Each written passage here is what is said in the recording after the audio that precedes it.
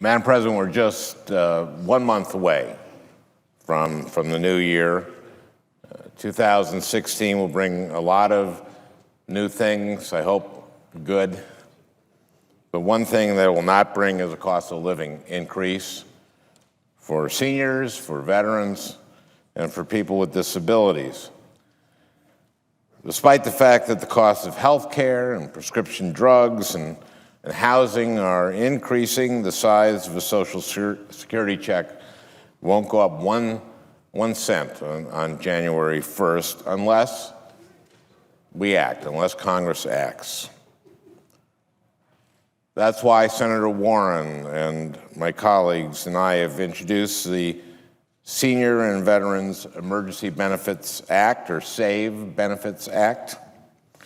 The SAVE Benefits Act gives a one-time payment to seniors and veterans receiving their earned benefits so they can better meet their basic living expenses. The stagnant level for benefits in 2016 and its damaging effects are part of a bigger problem. Too many of our seniors are feeling the squeeze and just aren't secure enough in their retirement. Today's Social Security benefits are not enough to live on, and other retirement savings aren't filling the gap. You see, the share of private sector workers with pensions has fallen precipitously in recent years, and yet today half of all Americans don't have retirement accounts like 401ks or IRAs. So without sufficient pensions or retirement accounts, many seniors depend on Social Security. Social Security benefits comprise over 90% of income for the poorest 25% of retirees. And Social Security comprises 70% of income for the middle 50% of retirees. With the cost of things that seniors have to spend money on increasing, the absence of a cost of living increase in Social Security benefits is especially damaging. Now, I've heard from many Minnesota seniors who are deeply worried about the squeeze that no increase in Social Security will put on their budgets. Jeff from Minneapolis wrote, quote, "Food prices are up. My rent is up 4% in 2015 and will be up again in 2016. He continues, "I lost most of my IRA earnings in the 2008-2009 debacle, and now I rely almost entirely on Social Security.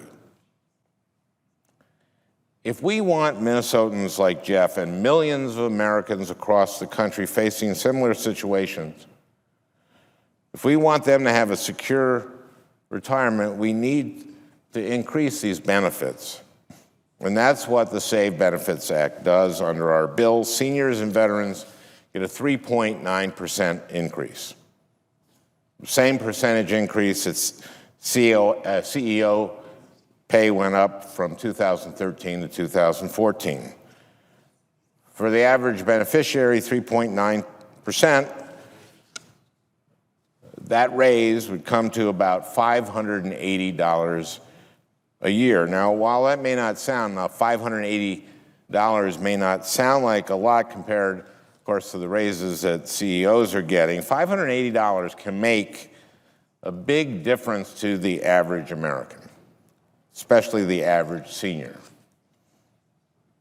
$580 may cover several months of groceries or out-of-pocket costs for prescription drugs, for a senior on Medicare who's gotten into their donut holes. Now, some may ask if we can afford to give seniors and veterans a raise right now. Too often the ideas we've heard for quote-unquote fixing Social Security focus on cutting benefits. like reducing cost of living increases by using chain CPI or raising the retirement age. But I think that's the wrong approach. We shouldn't cut our way to solvency. We need to strengthen our Social Security system by protecting and enhancing the benefits that seniors and veterans have earned. And that means improving Social Security's finances. And a good place to start is by removing special provisions for the wealthiest Americans in our current tax code. Right now, individuals making millions of dollars a year still only pay payroll tax on the first $118,500 of their income. Over the long term, that is the sort of thing we need to address in order to strengthen Social Security. And this bill proposes to pay for the one-time increase in Social Security benefits in the same spirit, rebalancing our tax code by ending a tax deduction for CEO pay that really doesn't make sense and just allows corporations to avoid paying their fair share of taxes. CEOs and big businesses will still do just fine under this bill.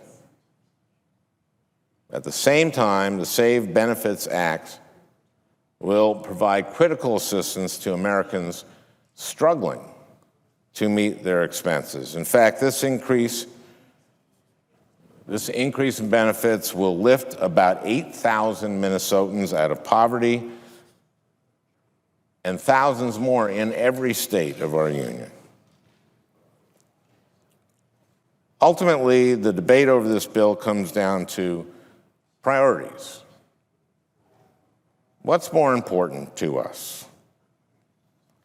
Protecting high pay for the wealthiest Americans, or tax deductions for corporations on that high pay, or ensuring that veterans, seniors, and people with disabilities have the income security that they need to pay for health care, prescription drugs, and housing.